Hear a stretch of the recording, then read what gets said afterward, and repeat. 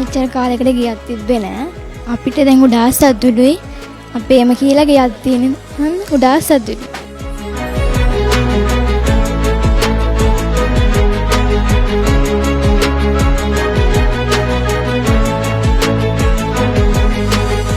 ඔයගොල්ලෝ ගෙවන බදු මුදලෙන් තමයි මහා භාණ්ඩාගාරයට මුදල් එකතු වෙන්නේ.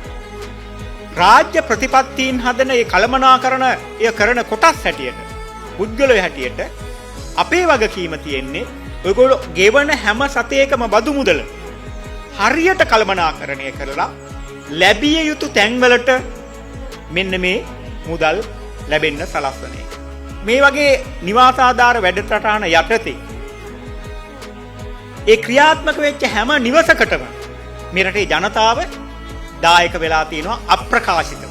ලංකාවේ ඉන්න බොහෝ දෙනෙක් ගත්තොත් අධ්‍යාපනයේ තුලින්ම මෙතනත් ඉන්න බහුතරයක් ගත්තොත් අර තමන්ගේ අම්මා තාත්තගේ පරම්පරාවෙන් ලැබෙන දීපල ධනයට වඩා තමන්ගේ උත්සාහයෙන් අම්මා තාත්තගේ උදව්වෙන් අධ්‍යාපනයේ තුලින් ලබාගත් ප්‍රතිඵල භුක්ති විඳින්න තමයි ඉන්නේ. ඒ වගේම මං හිතනවා අපි හැමෝටම තියෙන්නේ සාමූහික වගකීමක්. ජාතික ජනබලවේගයේ ආණ්ඩුව හැටියට ඒ දේශපාලනයේ හැටියට අපිට සමහර ප්‍රතිපත්තීන් හදලා ඒව ක්‍රියාත්මක කර ගැනීම සඳහා කිසියම් නායකත්වයක් ගන්න පුළුවන්. අපි බලන්නේ ඉතාමත්ම කෙටි කාලෙකින් පාරක් හැදුවත්, පාලමක් හදන්න මුල්ගමල් තිව්වත්, ගෙයක් හදන්න මුල්ගමල් තිව්වත් ඉතාමත් කෙටි කාලයක් තුල ඒකේ ප්‍රතිඵලය ජනතාවට අත්පත් කර දෙන්න.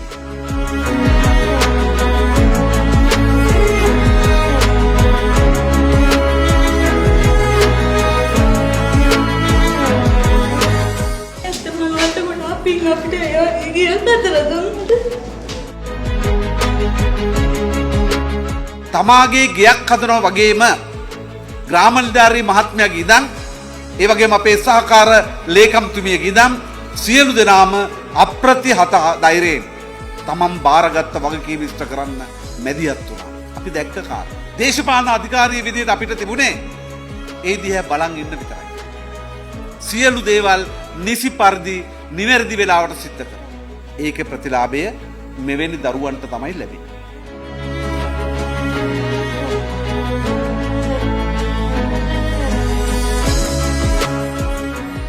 අපිට පොඩි කාමර කෑල්ල නිව්ස් බවට පත් කළ දුන්නු. මේ ඇමතුමේ ඇතුළු සියලු දෙනාට බොහෝ ගොඩාක් ස්තුතිවන්ත වෙනවා. මේ කිසිම ආණ්ඩුවකින් ලබා දුන්න නැති දේ මේ ආණ්ඩුවෙන් අපි ලබා දුන්නාට ගොඩාක් ස්තුතිවන්ත වෙනවා. නිවාස අධිකාරියෙන් ඉන්න සියලුම දෙනාටම ලේකම්තුමා සභාපතිතුමා ඇතුළු සියලුම දෙනාට බෙහෙවින්ම ස්තුතිවන්ත වෙනවා.